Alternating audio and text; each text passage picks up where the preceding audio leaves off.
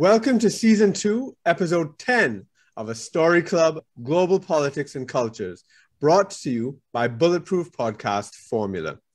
My name is Dr. Kirk Megu, and I'm the Public Relations Officer of the United National Congress, the official opposition party in the Republic of Trinidad and Tobago. This is a unique venture. It's streaming simultaneously from Trinidad and Tobago in the Caribbean, Dehra Dun in India, and San Francisco in the United States. We speak with people around the world, trying to understand different issues and problems relevant to my own country, Trinidad and Tobago, but also to people in sometimes very similar, but sometimes very different situations, cultures, histories, politics, sociology, etc. The goal is to learn from each other, to build networks, to widen our perspectives, and to work for solutions in our distinctive contexts. Today's episode is titled Bitcoin, Blockchain, and Small Island Developing States: Opportunities, Challenges, and Questions. Bitcoin, cryptocurrencies, and blockchain are revolutionary developments that excite, confuse, and raise skepticism. It goes to the heart of questions like the nature of money, the role of governments and central banks, freedom, privacy, and security on the internet and in economics, technology development, the digital divide, asset bubbles, investment scams and pyramid schemes, and so much more. From the perspective of developing countries, there are many issues that are raised. Can this help with our development? Does this give us more control over our financing and our economics? What exactly is Bitcoin, cryptocurrency, and blockchain? Will this continue to produce and reinforce the divide between the haves and the have-nots, the big and the small, the technologically advanced and the technologically underdeveloped? Today, I have two very interesting guests to speak about these issues and questions from a very practical perspective. George C.O.C. Samuels, I hope I pronounced that right. Did I? You got it right. You got it right. George C.O.C. Samuels is originally from Fiji, but based in Singapore. He is the managing director of management consultancy, FIRE. I hope I pronounced that one right. That's right. And the founder of the blockchain-based accountability platform, Kony. His Bitcoin journey began in 2013. He was the global head of community for the Bitcoin Cash Association in 2018 and is now South Pacific ambassador for the Bitcoin Association. Daniel Barkan is an entrepreneur, founder, and co-founder of several well-known businesses and an NGO based in Trinidad and Tobago.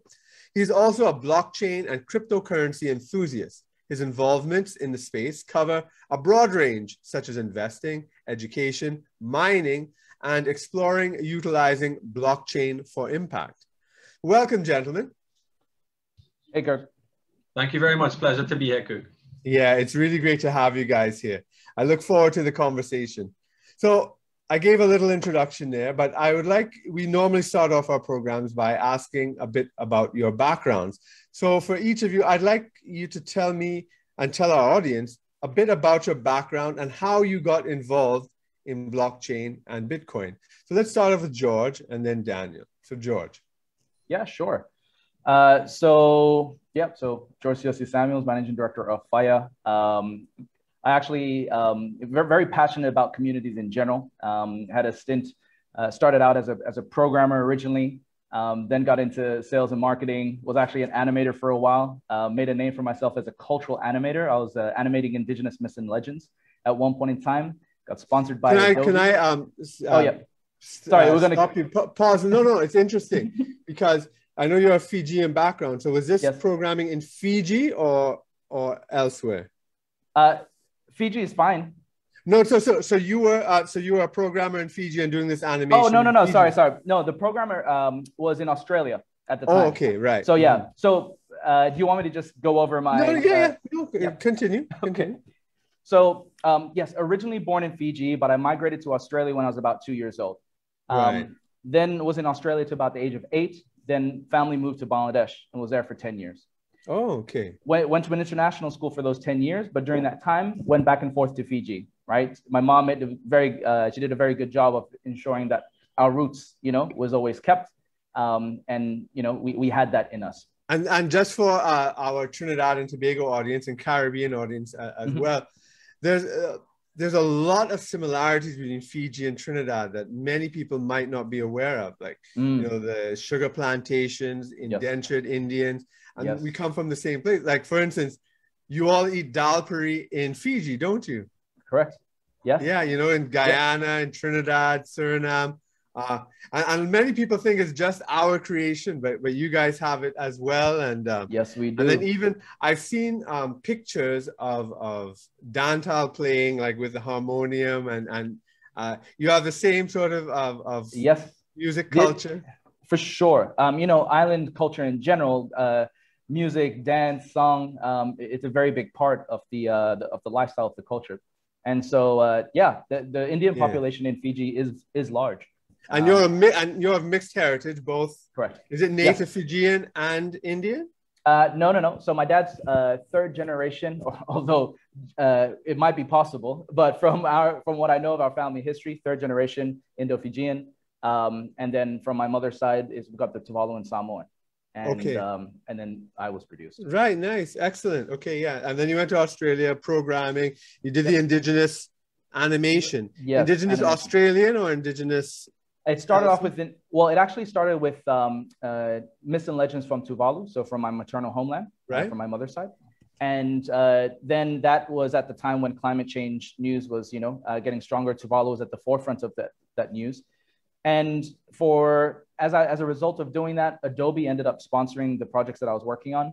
And I ended up being invited to actually teach animation to some indigenous communities in Australia. And so that's how, you know, the indigenous myths and legends came to be. And it was a very interesting journey and something that I think I'm going to find myself coming back to.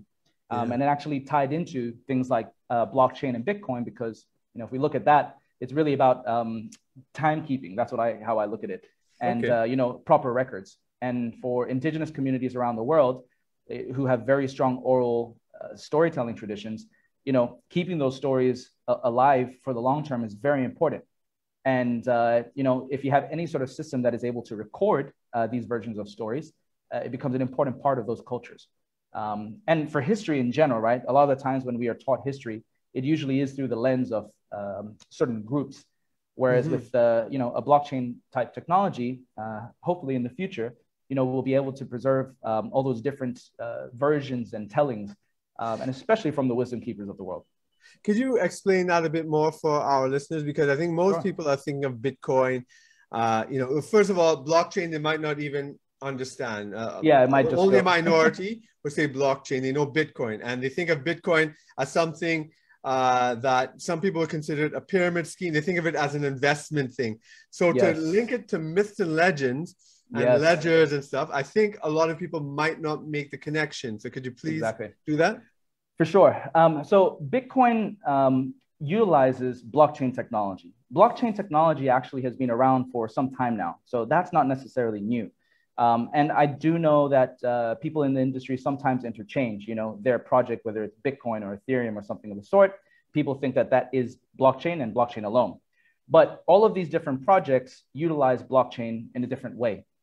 And Bitcoin is one of those implementations of blockchain technology, but it uses economics as a technical solution, as a security solution.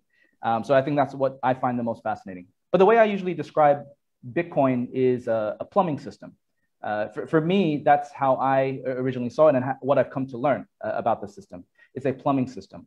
And I think right now what people are investing in when it comes to, you know, Bitcoin, BTC, that is sort of like the house on top of that plumbing system. What they're investing in is actually the token that's on exchanges and stuff. But Bitcoin as a technology is way more than just the house on top. It's literally the underlying cash system. I mean, and so, Okay, go on. No, go for it. I can. I was gonna say. I mean, from my own little involvement and understanding and so forth. I mean, it came out of the 2008 crash, where, you know, you had asset bubbles and banks cheating literally cheating on their ledgers and stealing money. And this was a big part of the huge crash in 2008. And it was a system to stop that.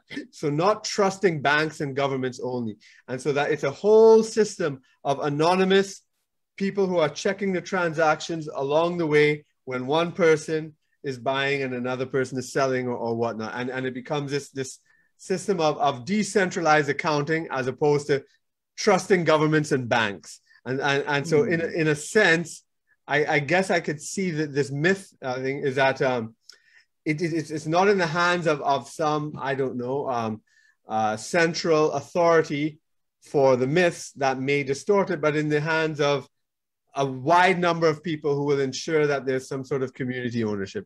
Am I correct in thinking of it that way? Or am I, yeah, correct Almost. me if I'm wrong. Almost. And Daniel, we'll definitely get to you. I want to hear from you as well. Sorry if we're going straight into the blockchain stuff. There's an interesting thing here at play. What I find fascinating is sort of, the cultural myth of even the creator of Bitcoin and then what like Bitcoin itself, right? So you've got the technology and what it's capable of. Then you have people's ideologies on top of that, right? And the way for people who are actually religious, I usually use this as like an analogy, right? You've got Bitcoin, which was kind of like set in stone, the 10 Commandments sort of thing, this thing called the white paper, right? With Bitcoin. Satoshi and so forth. Yeah. But what usually happens with human beings who read things and their interpretations, right? It's the interpretations that end up causing different factions, right? Yeah. And people take sort of those writings and try to implement their understanding or interpretation of the thing. So what I've seen in the market, for the last decade is right now BTC, the strongest narrative for the people has been around, I guess a lean more towards anonymous transactions, right? But as a system and blockchain in general, blockchain is a public ledger, right? Now I was talking about that plumbing system. Yeah. Its security feature is a very simple thing that it's public, right? Yeah. But it's not anonymous, it's pseudonymous. And there's an important difference, right? Okay. Because purely anonymous would mean that you wouldn't even be able to see the transactions anywhere, right? There'd be no audit trail of that. Pseudonymous means that you will see all these transactions happening on the network, but you just might not know who was at the two ends of those points, right? In the transaction. However, if we're looking at the whole thing about corruption, my understanding is that the system was not necessarily ideologically based for being anti-government or anti-bank. It was about anti-corruption, or let's just say pro-honesty. That's probably a better phrase. And again, that's an important distinction, because if you have a system that's anti-bank and anti-government, what do you think the likelihood is of that thing truly surviving over the long run? Well, knowing what we know about power in the world. Exactly. They would shut it down. Correct. And it's already happening, right? You have China, many other major superpowers. Even the EU just recently also said that they're essentially going to be putting a ban on certain type of cryptocurrency assets, et cetera. So this is, I think, an important thing to look at. And what I've been looking at is that you have the culture from the people ground up, but then you also have the power players on the top.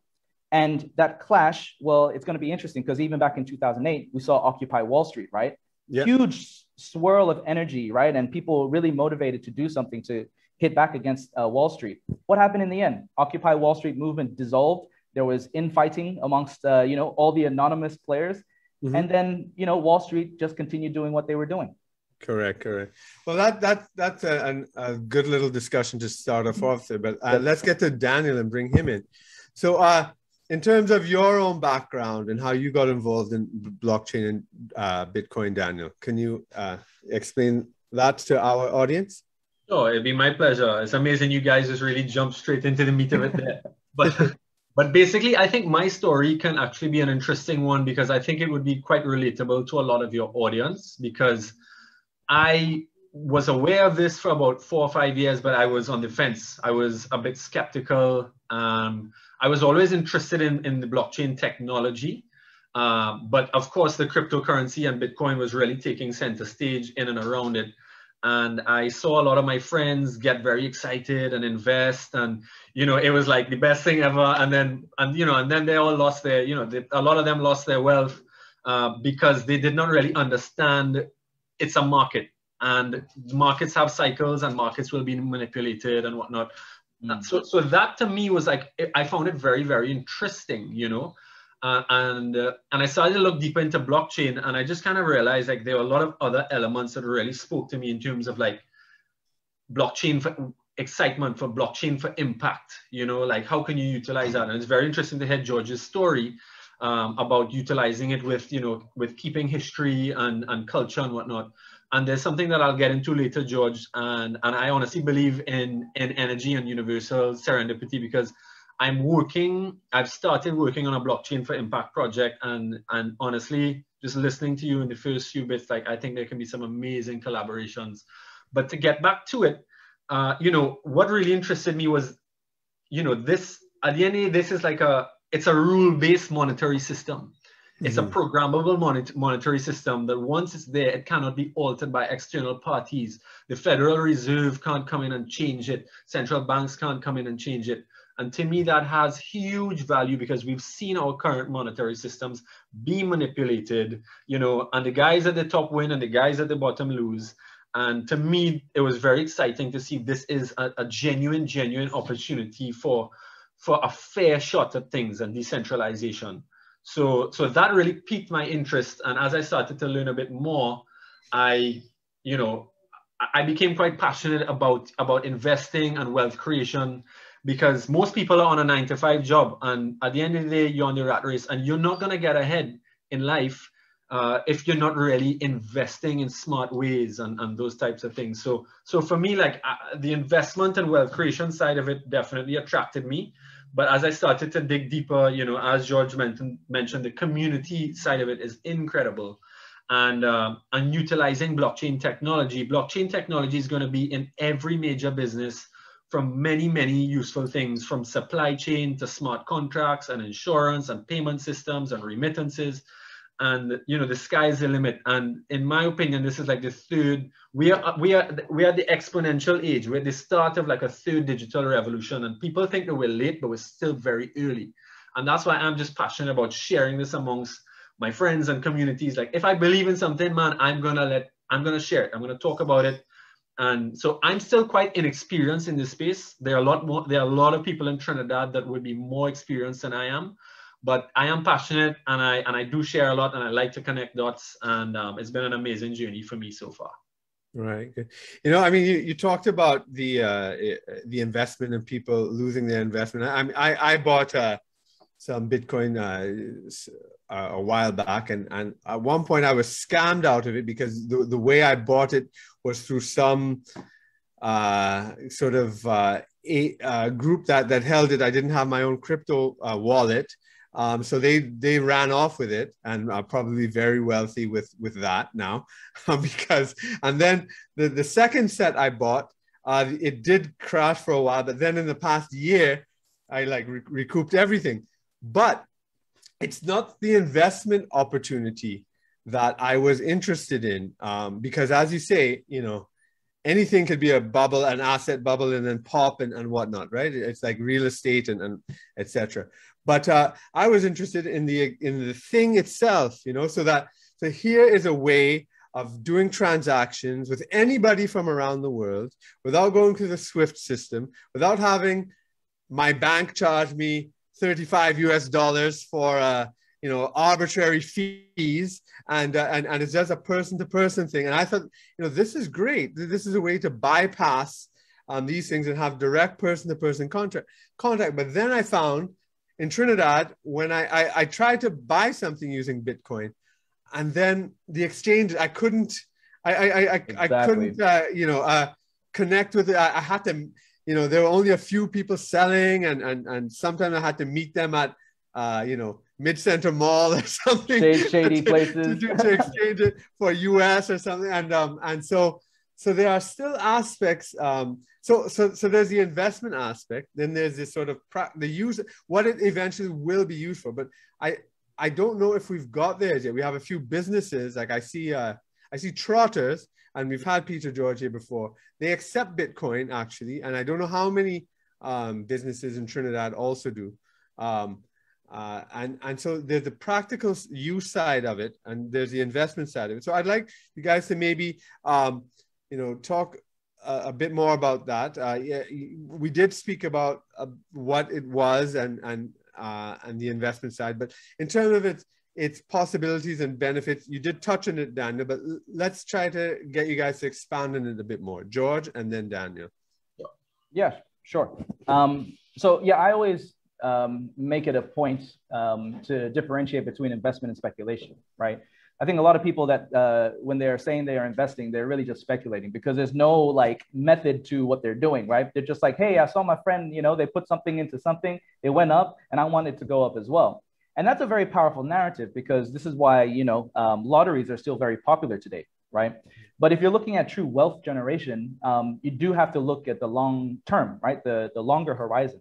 And I like what Daniel was saying about in terms of, this being that revolution, but, true revolutions still take time. And if you look at the history of like world-changing inventions, it takes about, I think at minimum 30 years, because you have the technology, which evolves and happens very rapidly, but human beings, and when it comes to change, still slow. It's like our brains haven't upgraded, but the technology is, getting faster and faster. And so you see this with a lot of technologies over time, from the electric car. It was available back in the 70s, but it took about, 30 years before someone like Elon Musk came to actually make it mainstream. And I see the same thing happening in this space as well when it comes to Bitcoin, blockchain, et cetera. And even in the blockchain space, there are, of course, a lot of different like competing protocols, right? But the way that I see it, and I've planned, my company, we planned for 30 years as well. We're already 10 years in, and we still see another 20 years to go before we're going to really see like true mainstream adoption. And you can see this because what you were talking about, Kirk, with the sort of day-to-day, like actual transacting. So yes, there have been many people who have accepted Bitcoin, but many of the bigger players too who tried to accept Bitcoin found out that it actually wasn't usable. And the reason for this is cultural. Culturally, people still think in their local currencies. And the irony is we talk about, things like Bitcoin being like a global money, but we still associate its value in fiat dollars. Yeah. Right. And that doesn't make sense. Like if we were truly making the Bitcoin or whatever, cryptocurrency like valuable, you would see the transactions, like these on-chain transactions, we call them, right, actually go up. But what we're actually seeing is like in the background, a lot of the transactions are just kind of like this, and the fiat is all over the place. So what that tells me is that, people are still speculating, but nobody's actually using. Yeah, exactly. And so, and I think it will take time because there's a cultural shift that has to happen. And we also have to see what the other bigger power players are going to do, right? Because what that would mean with a global cash, as an example, is that these other governments around the world would lose power. And these governments are not going to just sit back and let, power be taken away from them. Right. So I thought it would be like a payment system, like, I don't know, like a credit card, and you just pay for it, but you have to kind of wait for people to verify the transaction. So it's not like an instant payment in a sense. Well, technically, yes. Sorry, Daniel, I'll let you go and then I'll comment on that. No. Yep. Okay. Okay. Sorry, Daniel, do you want to say something there? You can come in. I'll let George finish this. I mean, there's so much. Yeah, exactly. There is. So there's a few things going on, right? Remember, I was talking about like, and I kind of go back to Bitcoin only because it's sort of like the grandfather of it all, right? And Bitcoin is actually capable of a lot more, but it's got technical limitations, self-imposed. So blockchain in the Bitcoin system was supposed to be like a Visa or MasterCard or SWIFT, right? To kind of replace it. And currencies were actually sort of meant to be minted on top of that system. So technically, you wouldn't necessarily need to use Bitcoin as day-to-day payments. You could still use your general local currency, but the difference would have been that system underneath it would have been Bitcoin. And that is what would provide the transparency. So the problem right now, as we know, is that we have all these private databases, right? But imagine if you took that layer out and it was all Bitcoin based, right? From a system, the plumbing, then that means all of these other transactions that are happening with whatever dollar is actually recorded on the ledger. So everybody can see those transactions, and good forensic specialists, digital ones, they could actually go in and find the corrupt people. They would have evidence for it from a financial standpoint. That is actually revolutionary. But what people have focused on is that next layer, right? So they're trying to replace like local currencies with Bitcoin, but it doesn't make sense in the real world because everybody still thinks in their local currency. And the people who are actually about liberty don't realize too, is that if you're looking for a global currency, you also implement the possibility of a global one government. And many of these same libertarians don't want a global government. That's but right. You end up leaning towards there wanting that. And then to me, what you're saying, that's fascinating, the way you explained it in terms of the currency on top of the Bitcoin. It sounds a bit like, the people who advocate for returning to the gold standard. So that gold is like the universal thing, and you have your local currencies, but in the end, you have your fixed amount of gold, and it gets converted. So it's kind of like a digital replacement for the gold currency with an added layer of the public ledger. Is that it?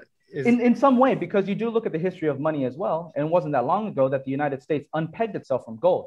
That is what I would say led to 2008 over the decades, because you have the Fed, who's just trying to do what gold was doing naturally, right?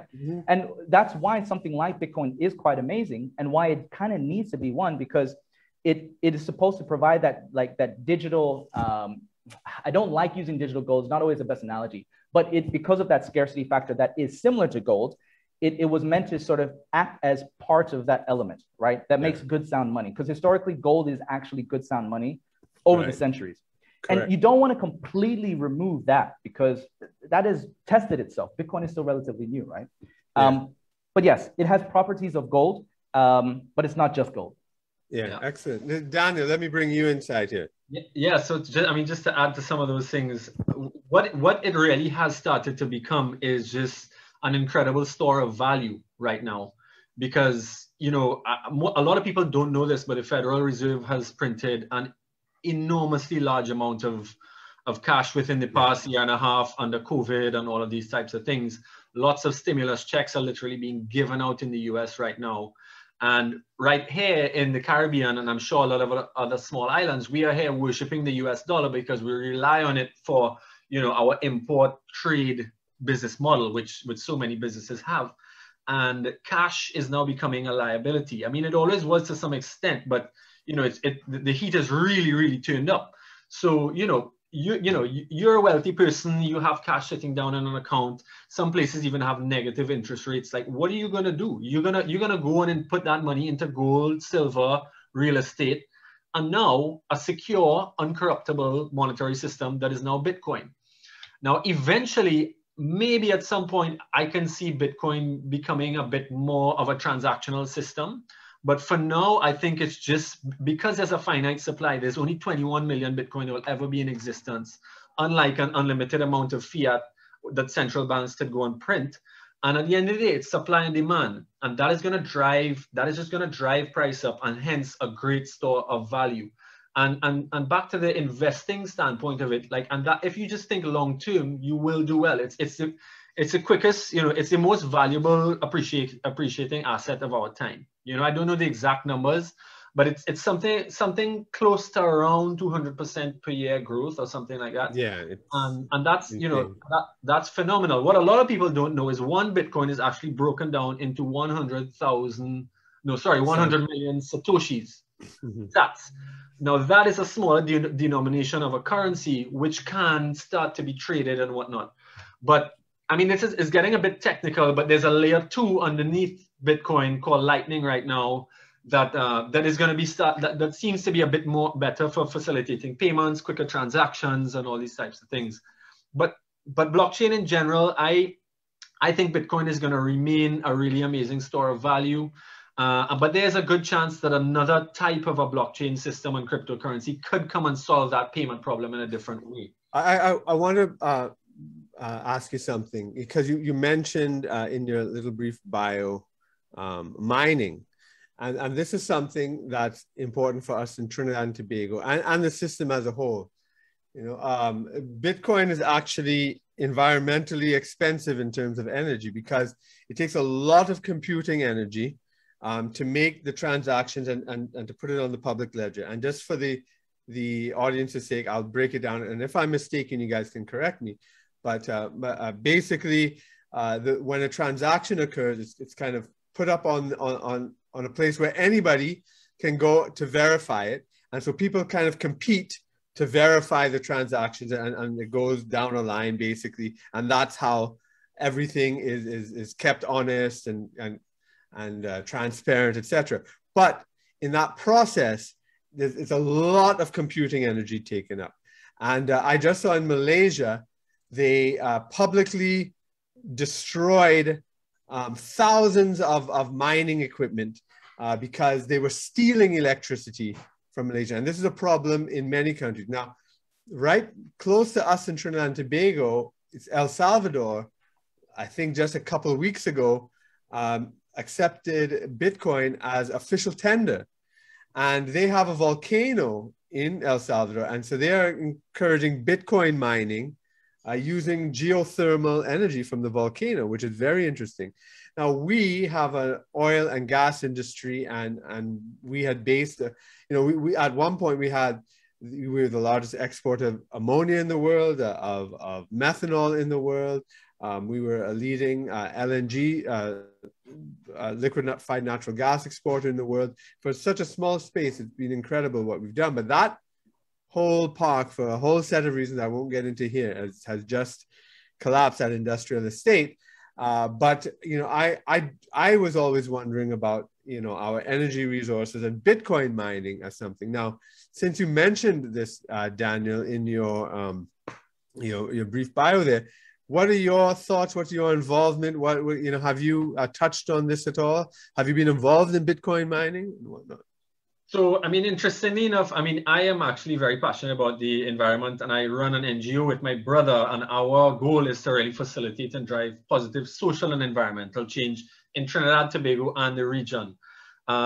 Yes, Bitcoin mining does take a significant amount of energy because it's based on a system called proof of work, where these complex computers are constantly calculating these equations in these blocks, which does take a lot of computing power. There is another system of blockchain called proof of stake, but I'm not going to get into those techniques right now. In my opinion, so China had a significant amount of the mining centralized over there, and a lot of those were plugged into kind of dirty coal power plants and whatnot. So at one point, a significant amount of the mining was plugged into dirtier power. But what I'm seeing right now, interestingly, that China has actually banned mining there. And a lot of those miners have had to sell their rigs to other places and whatnot. And you're seeing these interesting renewable innovations. So you touched on El Salvador with geothermal, etc. There's a company in Texas that are actually capping methane and natural gas flares, which is just expended energy, and they are plugging that into fueling mining. Like we had in Pointe-a-Pierre. Precisely, which ties in. So in my opinion, what's cool is I'm seeing it as it's kind of pushing the envelope in terms of, trying to get creative with cleaner sources of energy. But the reality is, every industry uses energy, whether it comes from coal, natural gas, solar, nuclear, whatever it may be. The banking sector uses a massive amount of energy. The construction sector, there's so many. So interestingly enough, for us here in Trinidad, because we are very blessed, we're a fossil fuel-based economy, one of the only in the Caribbean, we have enjoyed subsidized energy rates for a very long time. And as a result of that, we've become quite, dependent and a bit wasteful, in my opinion, and whatnot.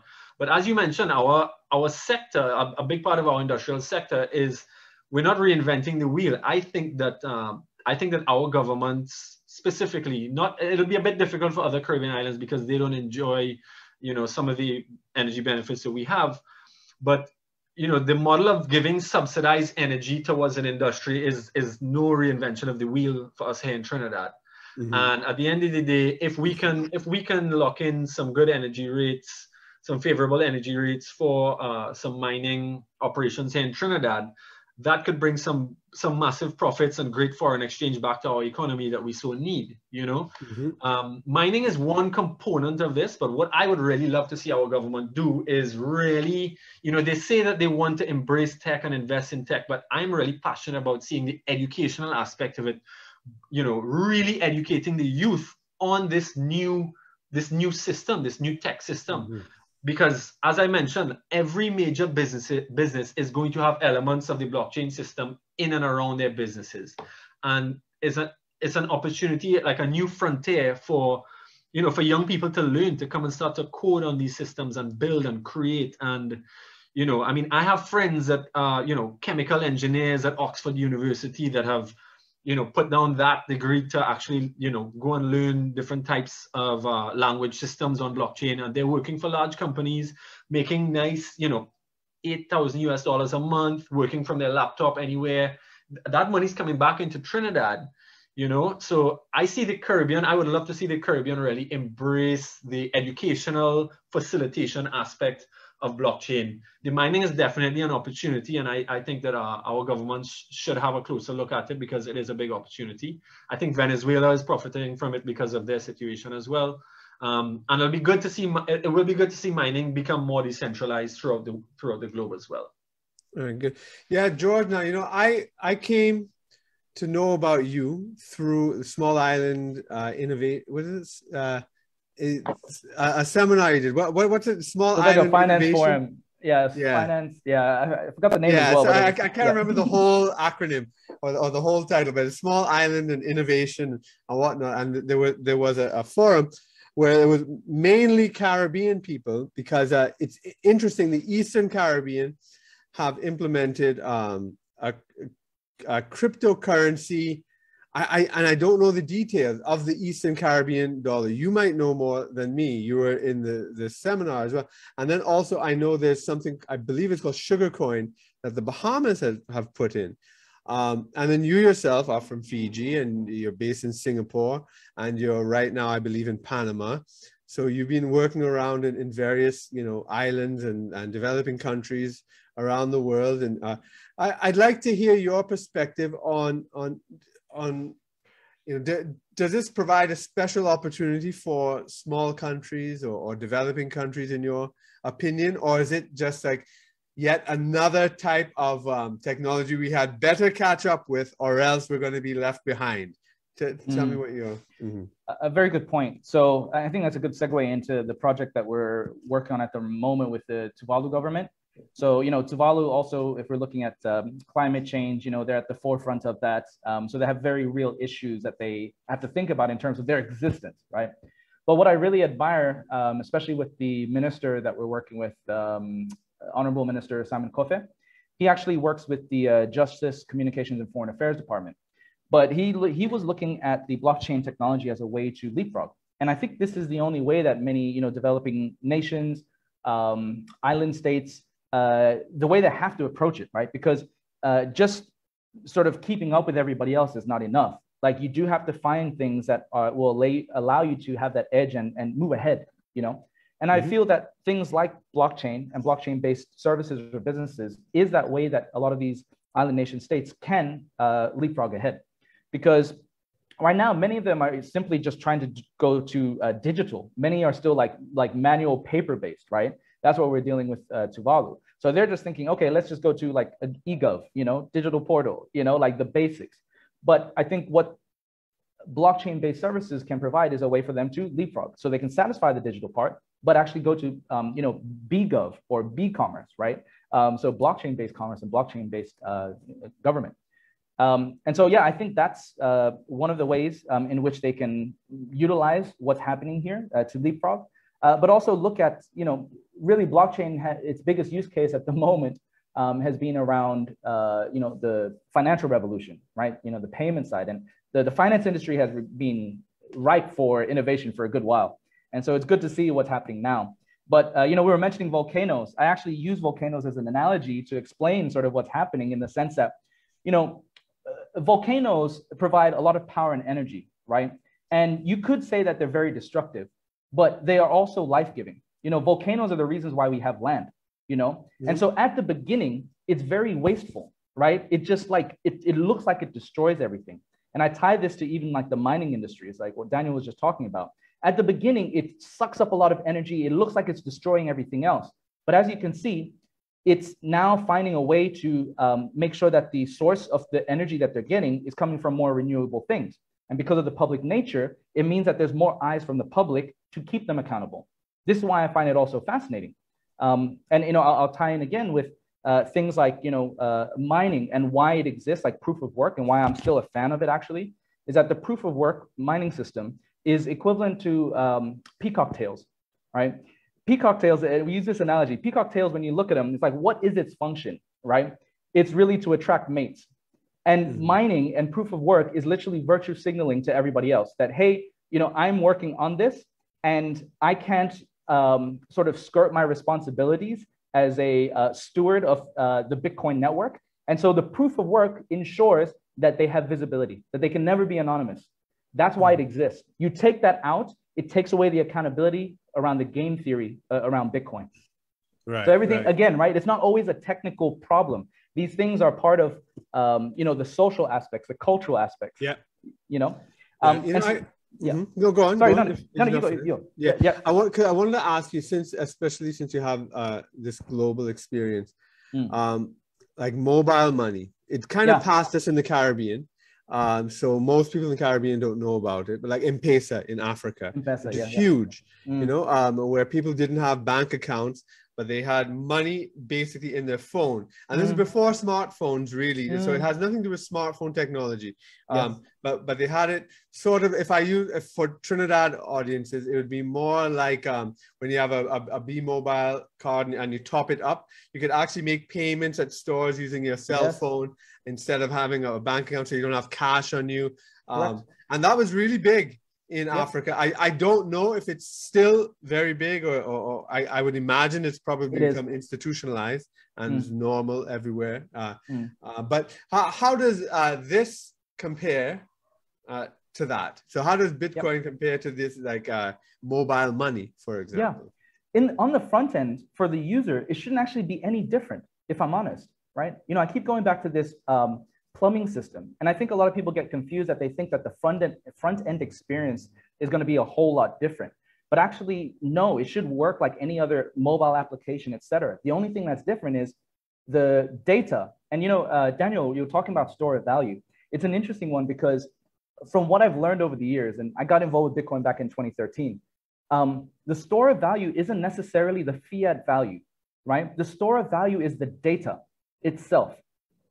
And if you start measuring the value in terms of the data that's in the blockchain, right, or in the Bitcoin, that becomes even more interesting. And so this is what opens up the concept of micropayments for a user to actually make, you know, a 10-cent transaction to somebody else, and it looked like it's virtually free. So the whole innovation was a person could send 10 cents to another without incurring those $40 fees that you'd expect when sending internationally, right? Because the fees are absorbed by the miners. So they might take like 0.00035 cents for that transaction. To the user, it's like, hey, no fees, but there is a fee. It's a micropayment. The current financial system cannot do that because of the way it's set up. Right. That's the real innovation. And the value is not the fiat value, it's the data that's in it. Right. The data and the financial value are connected in one, and that is what moves across. Right. Because the reward for the miner who's confirming all these transactions is they get a little bit of Bitcoin. Right. Correct. That's the reward, because that's how Bitcoin is produced. It's not printed by a central bank when they're looking at inflation or the economy. Yeah, they don't need to. It's done per transaction, and then there'll be a point eventually when the limit is reached, they're not going to print anymore, and then I don't know what happens to the miners after that. But I do, right. And this is why it's so fascinating. So, you know, the game theoretics, right? Every 4 years, like it goes through a halving process, right? The value of Bitcoin that the miners can get back, the fiat value is less and less, right? So what that means is they have to start focusing on volume of transactions. Yeah. This is why our company, we look at, okay, which chain is actually producing on-chain transactions? As soon as it goes off-chain, the profitability in the long run will be not for the miners, and all the money that they're getting now, as soon as like everything's being mined, they will struggle. Because if there's not enough transactions to keep it going, everything can potentially collapse, and that's still a risk for Bitcoin, right? And that's why it's so important that actually we look at the innovations on the actual chain, like on chain, because if we start doing things that take it off chain, what most people don't realize is that takes away the usefulness of things like Bitcoin, right? Yeah. And we go back to the current system we already have, in which case it's no innovation, and we're just like making ourselves feel good, you know, with the hope and dream. So these are the things that, like, you know, it's been very humbling to learn this stuff over time. And it's still a contrarian view in the ecosystem. But I just, you know, put my head down and work in the background on this stuff, because when you dig deep underneath, you start, like, it just sort of logically reveals itself like, oh my God, we actually have to get transactions working on this, on-chain transactions, for this to even be viable, because the true value is the data, right? We talk about data being the new oil. Yeah. That's what it's supposed to be. People have to start buying things in Bitcoin, or else it's worthless, because it's supposed to be a currency. Well, this is the thing. They might not even need to. Like, so most people think they need to be buying in Bitcoin. But remember the cash system, the plumbing? Right. So you could still have the US dollar on it, and they would be using Bitcoin without even knowing. Right. So it could be the architecture behind the currency in a sense. Yeah. The accounting system underneath. Yes. Yeah. In a very boring way, it is just an accounting system, a much more efficient accounting system. Yeah. Very good. Yeah. Daniel, let me bring you back in terms of the possibilities and benefits you see in Trinidad or any other space you might be working in as well. Yeah, certainly. So, I mean, I touched on it a little bit earlier, but I would really love to see, youth education and empowerment in and around all of this space. One of the other things, so my brother and I, we've really been thinking about how can we use blockchain for impact, how can we figure out a way to tokenize, important social and environmental actions that, what if someone went and planted and looked after 1,000 trees? How can we find some way to monetize that, for them? How can we reward them? How can we reward, waste collection and recycling and these types of things? It's very interesting when you can start to think about, there's this system that things can be built on that is fully transparent and is quite versatile. Another thing that has very much been exciting me, and George, this is kind of what I wanted to talk to you about as well, is so Kirk, there's something called NFTs, right? It's called a non-fungible token. And a good way to break it down in layman's terms for, I guess, the audience is basketball cards or collectibles of stamps or whatnot. People hold value in owning these things. So what an NFT is, basically like a digital version of anything. I can have the digital rights to something, whether it be a basketball card or something unique. So it's very interesting for the art and culture space, definitely, the collectible space, and there's a lot of money being pumped into this space right now for games and interactive things and whatnot like that as well. But I was really I'm very passionate about, in my opinion, it hurts me to know the types of destruction that is happening in our main rainforests, in the Congo, in the Amazon, in Indonesia, and these types of things. I'm also very passionate about ocean protection as well. And I'm looking at these platforms and I'm seeing people spending stupid amounts of money for, these pixelated, little collectibles with shades and hats and all that type of stuff. And I'm like, okay, cool. That's very interesting to observe because something is happening in that space. But what if we can connect and gamify, because there are people that are dying every day in the Amazon from being brutally murdered from logging companies and these types of things. What if we can find a way to gamify them, tell their story in an animated, very cool type of a digital way, and sell these on these open markets, and all of these proceeds and profits, and every time that thing is further traded or transacted, all of these benefits go towards the grassroots organizations as well as awareness campaigns and whatnot that are literally affecting these things. Let me intervene here. When you're saying that, what it kind of reminds me of? Remember the whole campaign about Kony in Africa, the Lord's Resistance Army, and how it trended with the hashtags and. It sounds like, it could be something like all of a sudden everybody, they had no idea really about the politics behind it, but they knew that this was really bad, having children fighting in the Lord's Resistance Army in this insane civil war in Uganda, and they found Kony, and perhaps and just to sort of dig a little more into your ideas and experience and possibility. I understand you're associated with Richard Branson's Caribbean Center or something like that. Would that might be a good resource for developing your kind of ideas? I don't know. Sort of. I mean, we got involved in one of their little accelerator programs and whatnot, and it's cool. You know, it's been beneficial. I think it was for like smaller organizations, but we still benefited from it. But back to what you said before, you know, and it's so powerful, and it's what George was also saying as well. Like, there's so much power in story and narratives. You know, like this world is literally built on it. You know, people like will die for these things. They don't even realize it. And I want to collaborate with people and utilize these new platforms and technologies to help let the world realize these are narratives that they are all involved in, whether they know it or not. And how can we get passionate about investing and gamifying these things to support and help change these narratives? So that's what I'm quite excited about. George, we can definitely talk after this. But, you know, so Kirk, that's one thing that really, really excites me about blockchain. You know, the other thing that really excites me and opportunity-wise, I think, just in terms of like small places and whatnot, is, as you said, just kind of, exporting our culture through, you know, through these systems, especially now with this type of world where, you know, travel is a bit more, you know, restricted and people are a bit more afraid and whatnot.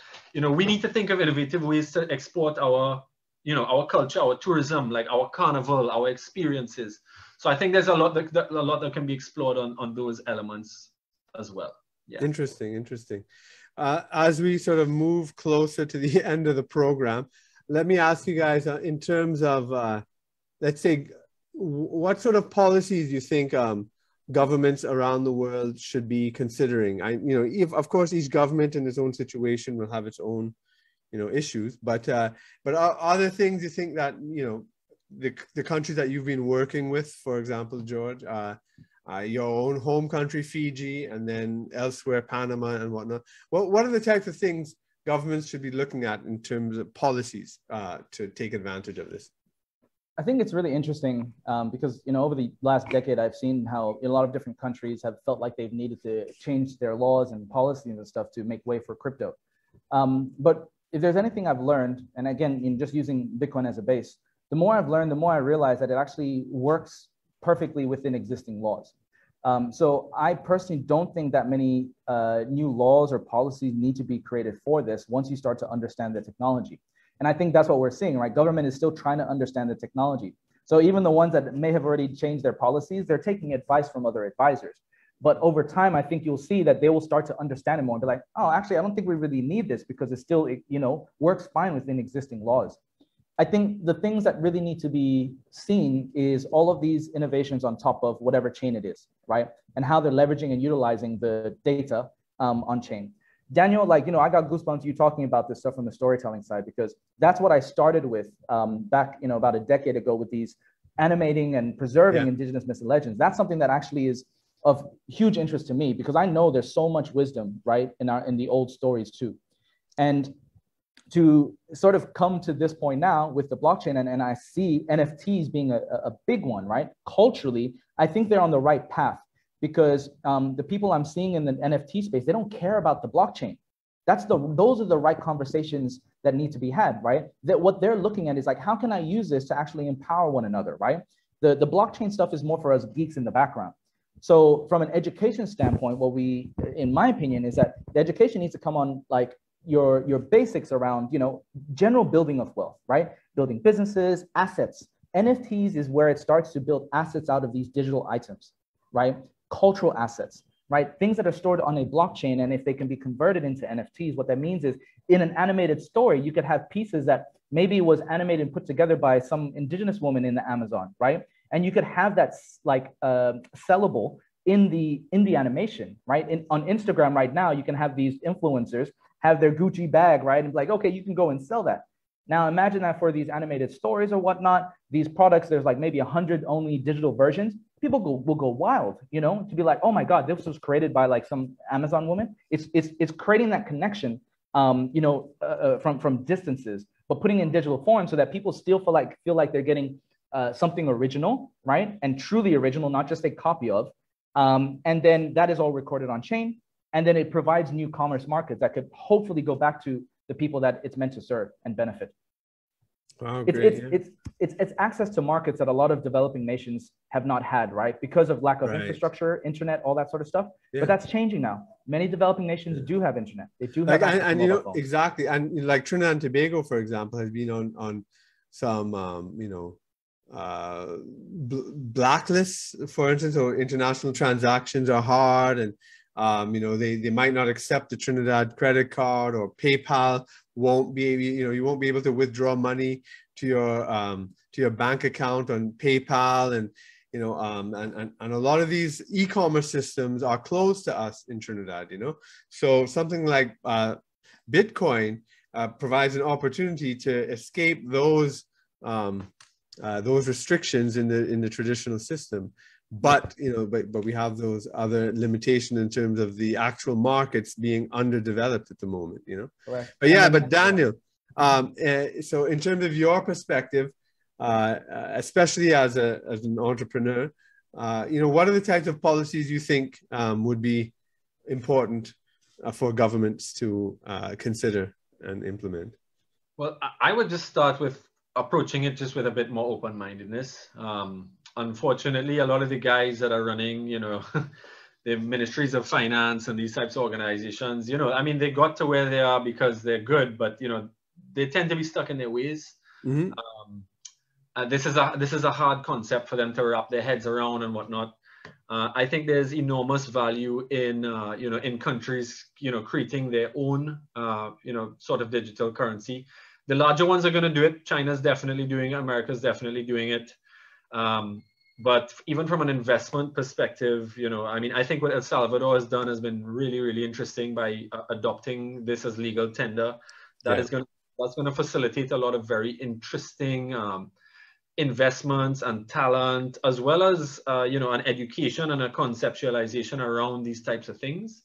And just as I said, like more the investment standpoint, I think it makes sense for governments to start to put this on their balance sheets. Big corporations have started, and at some point, more and more governments are going to start to do it. And at the end of the day, I think just being open-minded to it and not closed-minded to it is going to make a big difference. I think being like a government saying that they're banning this, it's like they're starting a running race with a 100-pound weight attached to their foot. You're immediately setting yourself back. It might be hard to understand that now through lack of knowledge or arrogance even or whatnot, but the reality is this is happening. Like the adoption is happening, Metcalfe's law is happening. You can't stop it. It's already happening. So the quicker we realize that, the more we can educate ourselves and better ourselves. So from a policy standpoint, I just think that government should kind of really let their local banks be a bit more friendly and open towards it. It can be a way for a lot of foreign exchange to get back into economies, as well as a lot of job creation. We need to think about the world as a market right now and opportunities. I can sit down at my laptop here on a beach in Trinidad and Tobago and work for a company in Australia and get paid in US dollars for my inputs. Right, we need to facilitate and connect these type of dots. That's what I think. All right, excellent. So, as a final parting words, what thoughts would you like to leave our audience with, George, and then Daniel? Thoughts. Do your own research, but also be discerning. I think a lot of people say do your own research, but the problem we have today is that a lot of information that's online, you also then have to sort out what is true and what is not. So there's difficulties now with the amount of information that's out. I have a sort of quote or motto that has become more and more true. What's popular isn't always what's true, and you have to look at what matters to you. Does being popular matter, or does seeking truth? And truth is always a lot harder to seek. It's easy to get what you want, when you're just doing what's popular. So those will probably be my parting words. Excellent advice. Daniel. I love that advice. Awesome, George. Yeah, similarly, again, yeah, I would encourage people to dabble, to go and learn, to do your own research, to go and read, to be careful where you choose to get your information.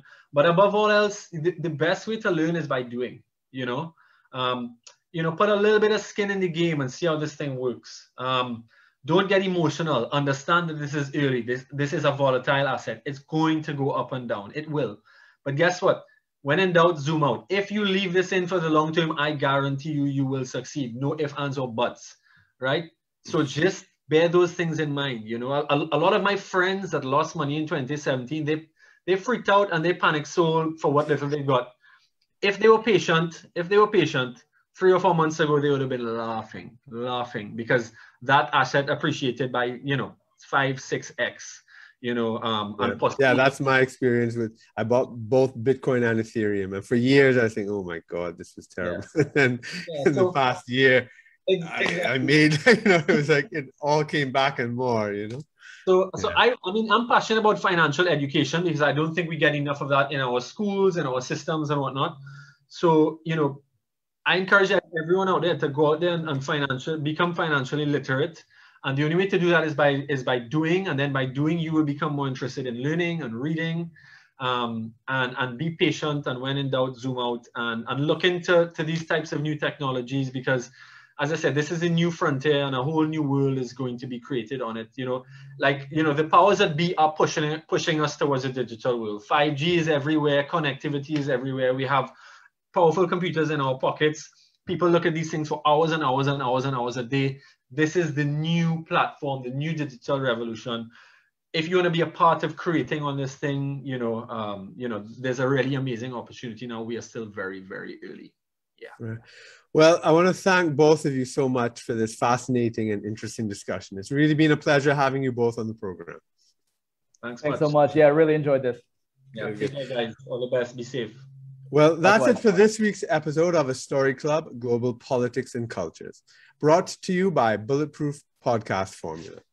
We were talking with our guest, George Siosi Samuels from Fiji and Singapore, and now Panama, and Daniel Barkan from Trinidad and Tobago on Bitcoin, blockchain, and small island developing states, opportunities, challenges, and questions. I'd also like to thank you, our audience, for watching and listening. Please join us again next week. And in the meanwhile, like, share, follow, subscribe, and tell your friends about us. If you're watching on YouTube, please also click on the bell icon so you get notifications of when our programs are uploaded. Thanks again, and see you next week.